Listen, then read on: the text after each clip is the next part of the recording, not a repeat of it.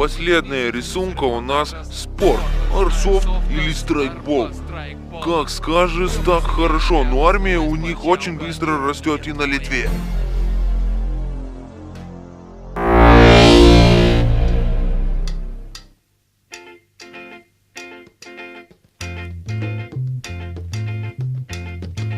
Tai jeigu trumpai, prasidėjo Airsoftas judėjimas iš vis Japonijoje, kadangi ten armijai buvo išskirta dalis ginklų, buvo sukurta dalis ginklų, kurie dabar yra naudojama.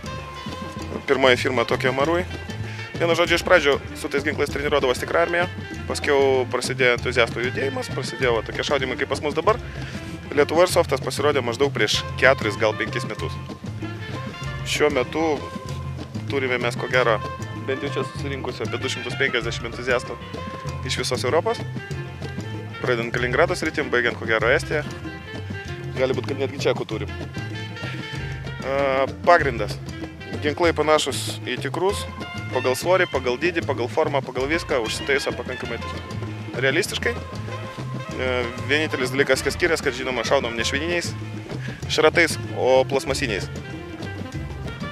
Daugumai būna įdomu, ar skauda pataikius, tai galiu atsakyti, kad taip, skauda. Į nugarą gal ne taip, bet kur nors gavosi koją, į ranką, į galvą pasijaučia iš karto. Didžiausias skirtumas nuo pinbolo, ko gero, taip matosi. Netepliojam uniformų, nesinaudojam santechninę įrangą tam, kad žaist. Ir atstumai yra 2-3 didesni. Šaudom seriją. Pirmoji parduotuvė Airsoft'o ir buvo www Airsoftas LT elektroninė parduotuvė. Tuo metu, kai mes pradėjom žaisti, ginklai kainuodavo pakankamai brangiai, tai apie 2-2,5 tūkstančio ir panašiai. Šiuo metu galima ekonominės versijas automatų nusipirkti, pavyzdžiui, už kokius 500-600 litrų. Skirstosi dažniausia pagal uniformas patentą ir pagal naudojamus ginklus. Tai yra grubiai Lietuvoje tradiciškai 2 grupės, tai yra pro-amerikietiška ir pro-rusiška, sakykim taip. Tai žinoma, rusai žaidžia su kalašais, su RPK ir kitais rusiškais ginklais. O amerikietiška pusė naudoja praktiškai NATO standarto ginklus ir JAV naudojama ginkluotė.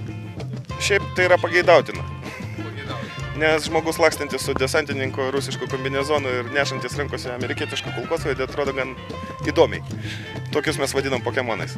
Daugumoje yra stengiamas atkurti kuo daugiau autentikos.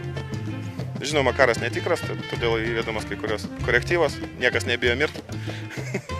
Daug karščiau atakuoja ir panašiai, bet stengiamas atkurti kuo daugiau autentiškos armijos detalių.